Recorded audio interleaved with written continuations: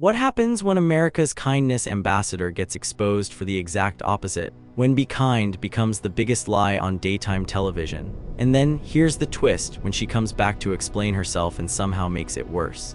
This is the story of how Ellen DeGeneres went from beloved icon to Hollywood pariah, and then decided the best move was a Netflix special where she plays the victim. Spoiler alert, it didn't go well. But before we dive into this fascinating train wreck, if you enjoy deep dives into celebrity controversies and Hollywood's biggest falls from grace, hit that subscribe button. Trust me, you won't want to miss what's coming. To understand how Ellen ended up here, we need to rewind to when she was genuinely groundbreaking. Ellen DeGeneres comes out as gay on her sitcom, Ellen, not just her character, but herself in real life, on the cover of Time magazine with the words, "Yep, I'm gay." This was massive, this was career-ending brave, and it did end her career, at least temporarily. The sitcom was canceled, sponsors fled, conservative groups protested. For years, she couldn't get work. She later described this period as being kicked out of show business for being gay, but then came the comeback. 2003, the Ellen DeGeneres show premieres, and this time America was ready. The show became a phenomenon, 19 seasons, 3,000 episodes, 64 daytime Emmys. Ellen danced into living rooms across America every afternoon, gave away cars, surprised people with checks, and ended every show with the same message. Be kind to one another. Be Kind became her brand, her empire, her billboards, her merchandise, her entire public persona. Ellen wasn't just a talk show host, she was America's moral compass, reminding us to be nice in an increasingly mean world. She befriended celebrities. Michelle Obama danced on her show. Taylor Swift shared personal stories. She got a Presidential Medal of Freedom. By 2020, Ellen had built something remarkable, a multi-million-dollar empire built entirely on kindness and positivity. And then the facade cracked. March 2020, comedian Kevin T. Porter sends a tweet during the early pandemic. "Right now, we all need a little kindness. You know, like Ellen DeGeneres always talks about." She's also notoriously one of the meanest people alive. Respond to this with the most insane stories you've heard about Ellen being mean, and I'll match every $1 to at LA Food Bank. Floodgates opened. Thousands of responses. Stories from servers, crew members, former employees, people who'd encountered Ellen and walked away with nightmare tales. The thread went viral, not just celebrity gossip viral, but this changes how we see someone viral. At first, it seemed like internet pylon culture. Everyone loves tearing down successful people. But then the real journalism started. July 2020. BuzzFeed News publishes an investigation based on interviews with 1 current and 10 former employees of the Ellen DeGeneres show. The allegations were severe: racism, fear, intimidation, and a workplace dominated by terror. Employees described being fired for taking medical leave. One woman was told to remove her GoFundMe for medical expenses that insurance didn't cover because it might hurt Ellen's brand. A black employee walked off the job after enduring racist comments, saying she felt a fear of speaking out because everyone knows what happens when you say something as a black person. Staff members said they were instructed not to speak to Ellen if they saw her in the halls. They called it the Ellen gaze. One former staffer described it as a queen searching for her next execution, adding, "She was terrifying." The most damning quote, "That Be Kind thing only happens when the cameras are on, it's all for show." But wait, there's more. A second BuzzFeed investigation dropped weeks later with even worse allegations. 3 executive producers faced accusations of sexual misconduct. Head writer Kevin Lemon faced more than 10 accusations of sexual harassment and groping. Executive producer Ed Glavin faced 5 allegations of inappropriate touching. Another producer was accused of attempting to perform oral acts on an employee. 36 former employees, corroborated stories, medical records. This wasn't gossip, this was documentation of a systemically toxic workplace. Warner Media launched an internal investigation. Ellen sent an apology letter to staff. Obviously, something changed, and I am disappointed to learn that this has not been the case. I take responsibility for what happens at my show. 3 top producers were fired. The workplace culture became national news. Ellen's carefully constructed image collapsed overnight. So how did Ellen respond to becoming the poster child for workplace toxicity? Did she take real accountability? Did she demonstrate the growth and kindness she'd preached for 2 decades? Not exactly. The show continued for 2 more seasons after the scandal broke. Ellen addressed it on air in her season 18 premiere, saying she takes it very seriously and is so sorry to the people who were affected. But the damage was done. The ratings declined, the cultural moment had passed. May 2022. After 19 seasons, the Ellen DeGeneres show ends. Ellen insisted the decision had nothing to do with the controversy, she just decided it was time. But let's be real, when your brand is Be Kind and you get exposed for running a workplace people describe as terrifying, there's no coming back from that. Most celebrities in Ellen's position would disappear for a while. Lie low. Do some actual personal growth work, maybe come back in 5 years with genuine humility. Ellen waited 2 years and released a Netflix special.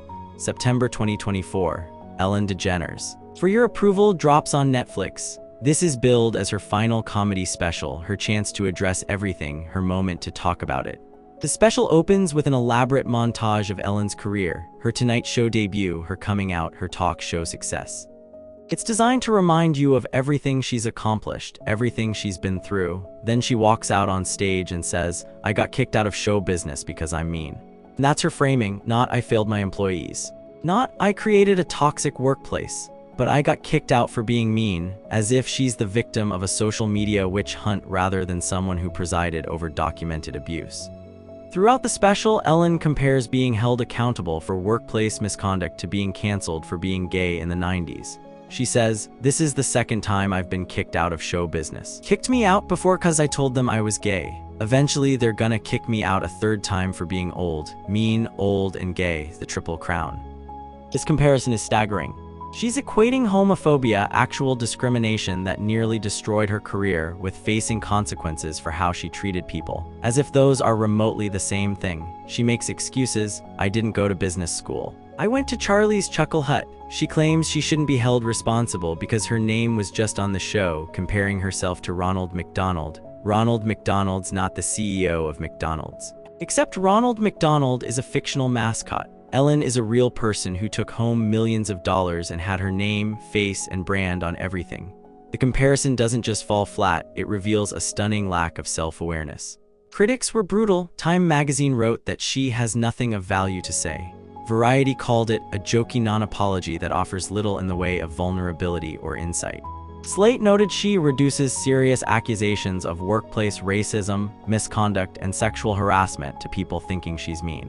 Former employees spoke to Rolling Stone after watching the special. One said, "She made millions of dollars doing a Netflix special talking about how she got canceled, but by nature of making millions of dollars to do a Netflix special, you were not silenced. You were not kicked out of Hollywood." The irony is almost too perfect. Ellen claims she was kicked out of show business while literally starring in a Netflix special that probably paid her millions. She says she doesn't care what people think while doing an entire hour about how much she cares what people think.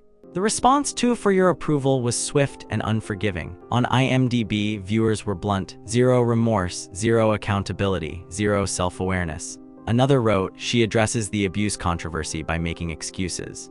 She claims of being unfairly penalized for being a gay woman. What does she think happened? The country embraced her and her talk show for 20 years and then just up and decided to dump her because she's a gay woman.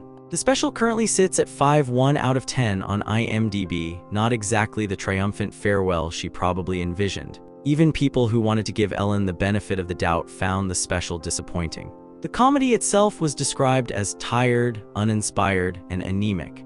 Extended bits about parallel parking, windshield wipers, and pigeons, safe observational humor that might have worked in 1995 but feels tone-deaf after everything that's happened. The problem isn't just what Ellen said, it's what she didn't say. She never acknowledged specific employees or their experiences. She never demonstrated understanding of why people were hurt. She never showed genuine remorse for the culture she allowed to exist. Instead, she positioned herself as the real victim, misunderstood, unfairly attacked, canceled for being imperfect, and audiences weren't buying it. Social media erupted with reactions. Former fans expressed disappointment. Others pointed out the hypocrisy of claiming victimhood while being wealthy enough to retire comfortably. Industry observers noted that this special might have actually damaged her legacy more than helping it. Because here's the thing, people are willing to forgive. We've seen celebrities come back from controversies by showing real growth, real accountability, real change. But you have to actually do the work. You have to acknowledge what happened, take responsibility, and show you've learned something. Ellen did none of that. Instead, she acted like the entire scandal was a social media overreaction to her being occasionally grumpy. But what does Ellen's story teach us about accountability, celebrity, and how not to handle a scandal? First, your brand can't save you if it's built on a lie. Ellen spent nearly 2 decades building an empire on Be Kind. When it turned out that kindness was performative, something she did for cameras but not for the people who worked for her, the entire foundation collapsed. This is the danger of building a personal brand around moral superiority.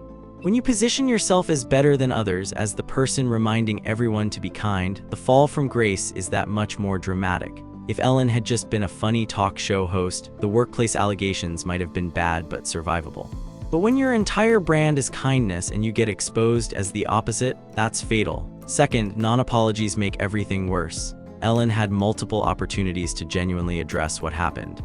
She could have admitted she was a bad boss, acknowledged the pain her employees experienced, showed real growth. Instead, she minimized, deflected, and compared her situation to actual discrimination.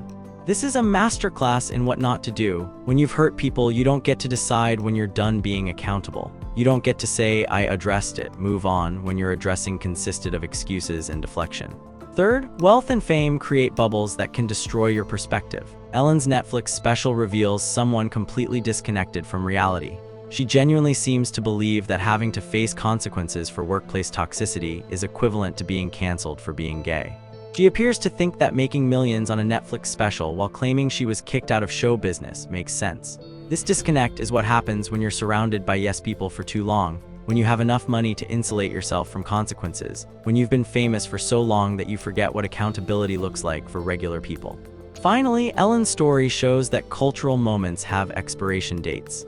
In 2003, America was ready to embrace an openly gay daytime talk show host spreading messages of kindness. By 2020, that same message felt hollow when contrasted with how she allegedly treated people behind the scenes. And by 2024, trying to position herself as a victim of cancel culture felt embarrassingly out of touch. The irony is that Ellen probably could have salvaged this. If she'd taken the allegations seriously, made real changes, showed genuine growth over several years, and then come back with humility, people would have listened. Americans love a redemption story, but redemption requires actually redeeming yourself, not just waiting 2 years and acting like you're owed forgiveness. Ellen claims this Netflix special is her farewell, her last word before retirement.